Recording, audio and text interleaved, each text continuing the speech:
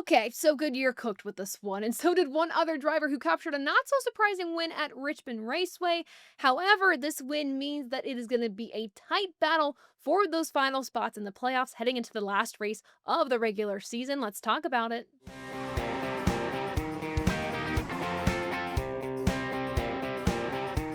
Hey everyone, welcome back to Above the Yellow Line on the ATYL Media channel and Richmond Raceway for the Cookout 400. My goodness, I felt like I was having mad deja vu because we remember last year with Austin Dillon, who had this race, nearly won. Then the late race caution came out and he saw that victory slipping from his grasp, so he did whatever he had to do on that final restart to get that win. We all know what happened, though. He kept the win, lost the playoff berth, there was frustration from the team, there was controversy, but we moved on.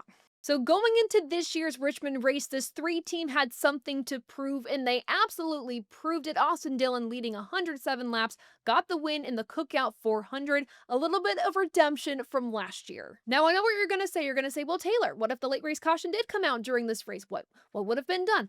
We don't know. I mean, would he have probably done the same thing? Maybe. Who knows? He knows the consequences, though. But we're going to put that thought to the side because it did not happen. What we can say about this race, though, is that he deserved this win. He earned this win. They had a fantastic car, great long-run speed, and a shout-out to Richard Boswell on the pit box for some great strategy calls. And it was a risky call because we were all kind of concerned, could Austin Dillon maintain the lead while on older tires as opposed to Ryan Blaney and Alex Bowman? And what Austin Dillon said he's so good at following the race is managing his equipment, saving his tires. And that's what ultimately won this three-team the Cookout 400. So congrats to them, locking themselves in the playoffs, going from 28th in the point standings to 14th with a playoff berth, fighting for a championship. Let's go to the rest of our results. In that second position, Alex Bowman. And for Alex Bowman, this is a very big deal for Austin Dillon winning. Not only is Austin Dillon the 14th different winner of the season, but Austin Dillon is the driver that, with his win, put Alex Bowman on that cut line. Alex Bowman is just 60 points above the cutoff line, with Chris Buescher below by 60 points, which doesn't sound like a lot, but if you get a new winner, those points don't even matter. And Alex Bowman did share he's kind of nervous going into Daytona. He knows that there is a high likelihood of a new winner knocking him out of the playoffs, regardless of how well he does on points. But all he can do is just do his best. He said he and his team are going to put in the work at Daytona. He also pointed to Tyler Reddick, another driver who's above him in the point standings right now. I think there's only, 29 points that separate them.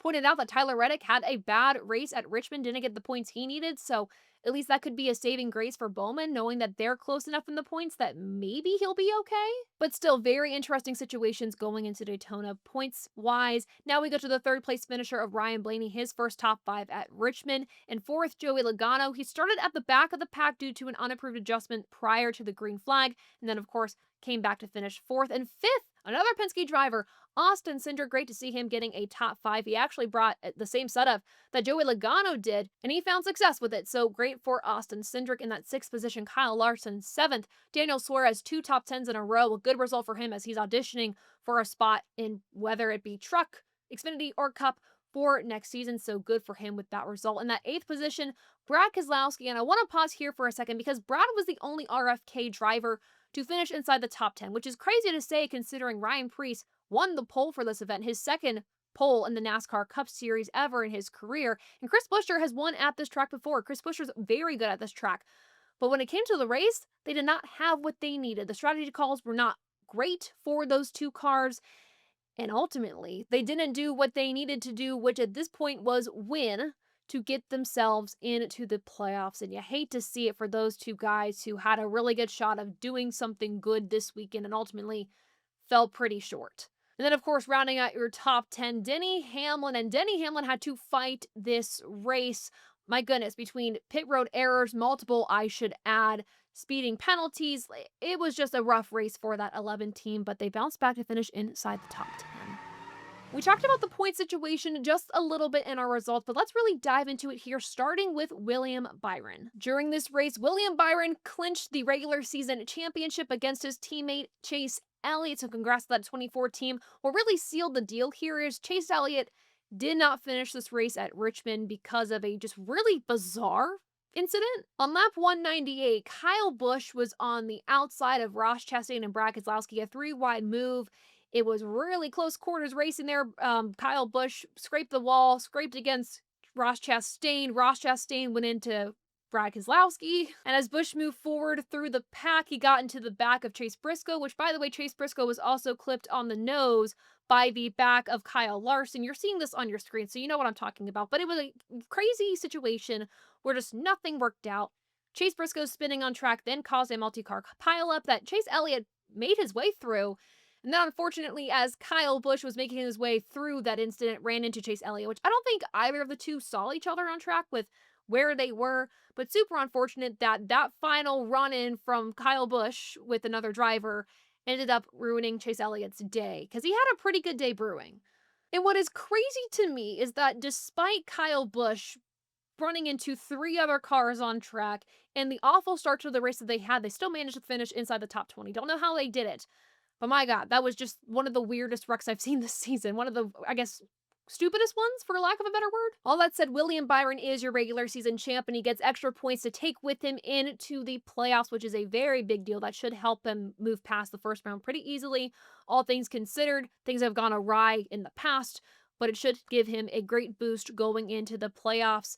Speaking of the playoffs, though, there are some drivers that are stressing out going into Daytona. We talk about Tyler Reddick, who was plus 89 to the good. We have Alex Bowman plus 60 to the good. And then you look below that cutoff line, you have Chris Buescher minus 60 to the good. And everyone behind him needs to win to get in. So that gap between being above and below the cutoff line, very vast. And it makes the situation pretty clear you need to win at Daytona. And even though you can say that Tyler Reddick is pretty safe, that gap between Tyler Reddick and Alex Bowman is not a big one. Alex Bowman could overtake Tyler Reddick if Tyler Reddick has a bad day at Daytona, and then Tyler Reddick is on the bubble. So there's a lot that can happen going into Daytona. So not everything's set in stone yet. So it should be a really exciting race. But what I hate to see here is that if it weren't for penalties earlier in the season for Buescher and Priest, I wonder where they would have been in the point standings, because they have been 2 very consistent drivers this year that have been worthy of playoff spots. But unfortunately, because of the win and you're in,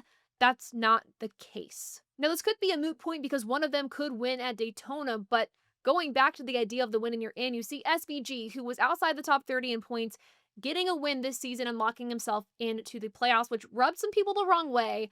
But then he backed it up with 3 more wins, and then you're like, okay, this guy's definitely earned a playoff spot. And then you look at how the points actually shake out, and despite having 4 wins on the season, Shane Van Gisbergen is just 4 points above Austin Dillon in the point standings. Think about that. 4 wins and you're still ranked that low in points? It's pretty wild to me. 1, it goes to show how rough of a start to the season SVG has had, but 2, how little the wins actually seem to mean when you're looking at them on paper. Well, then you can get into the conversation of, well, this driver's taking a spot from somebody in the playoffs because they won a race and they've been irrelevant the rest of the season. Now listen, I know that sounds like I'm settling, and I'm definitely not. I want NASCAR to make changes to the playoff format during the off season to improve the legitimacy of the championship going forward.